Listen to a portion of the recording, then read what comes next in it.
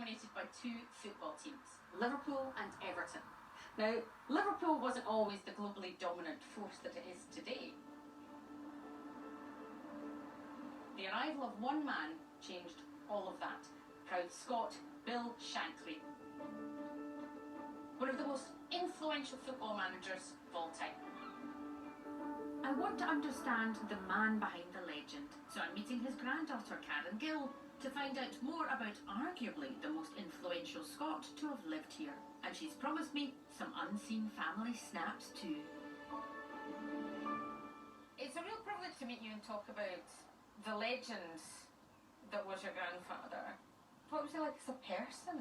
He was a tough man, he was a hard man, but he was a very fair man. He grew up south of Glasgow, Ayrshire way. Mining was probably the main occupation. My granddad did go down the pit when he was 14 and obviously hated it. So football was the way out, it was the escape.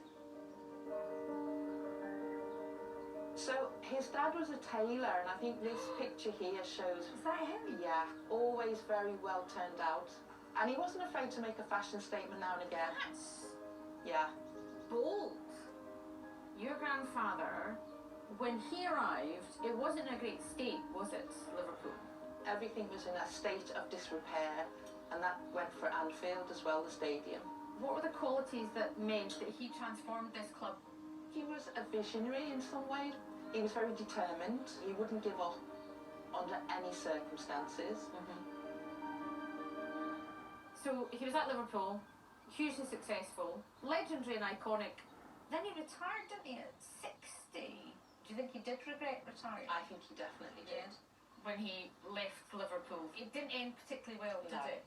He would still go to the training ground. A lot of the players would still call him boss, even though he'd retired. I wouldn't have liked to have been the person who had to say to him, look, Bill, we think it would be better if you stayed away.